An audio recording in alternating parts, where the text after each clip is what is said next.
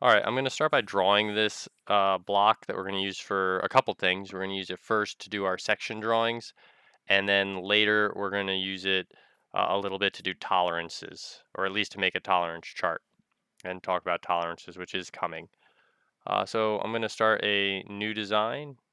I'm going to close out of this one, and this one, and this one to make a new design. And I'm just going to start by drawing this. It's very simple to get started, but it's the first time I'm really using the holes to drill different kinds of holes, and this is going to be 2 inches by 5 inches. And with this, we are going to extrude 3 inches. So we're going to extrude this 3 inches and hit enter.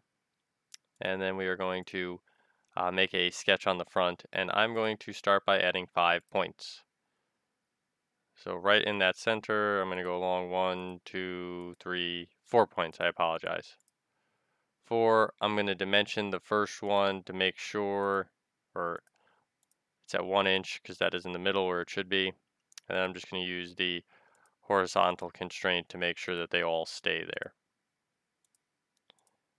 Now once we get all of these in, we actually do want to do some dimensioning on this. And to do that dimensioning, we're going to grab the dimension tool. This first one from there to there is 0.75 over. The next one is 1 inch over. The next one is 1.25 over. And the final one is 1.25 over. So you got 0.75 from here to here.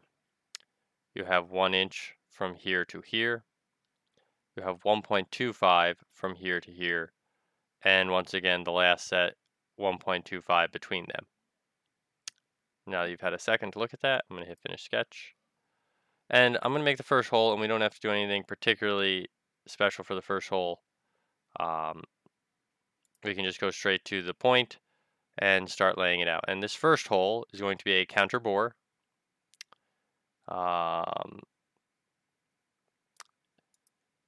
This indicating the total depth of the counter bore is going to be a depth of 2 inches. This is indicating the diameter of the counter bore itself, not the diameter of the hole, which is 0.75. The depth of the counter bore indicated here is going to be 0.5. And then the diameter of the hole itself will also be 0.5. So that is our first hole.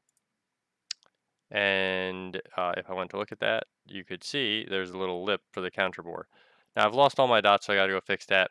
And I actually should have converted this body into a component when I started. So I'm going to make a component from the body just to get going, which you should always do at the beginning. Right there. Now, looking at the sketches, I just want to look at this sketch, so I'm going to show it, even though it closed up. So it's still there. And I need that sketch to do my next hole, which my next hole is going to be a countersink. So a counter bore looks kind of like a U from the side. A countersink looks like a V from the side. Very important distinction you might be asked on a test. And the depth is through, so I'm going to just change my distance to through all. It's going all the way through. The diameter is 1, so mine happens to be 1. The angle is 82. And then this diameter is 0.5. So all of that stuff, in my case, ended up being the same. So I can just click OK. Going down the line, I click the hole tool. The next one is going to be a simple hole. Right here, simple. And it is going through all, and it does have a diameter of 0.5. So I'm just going to say through all, diameter 0.5. Click OK. And the final hole is a counter bore again. So here's my counter bore.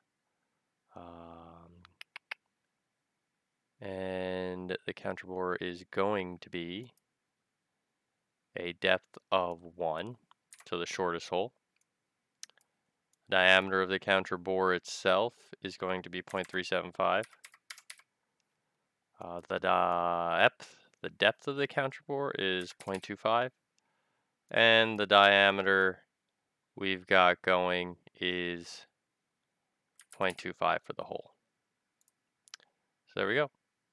Total shape drawn. I can now turn this sketch off, and I will be ready to go to dimensioning in a second.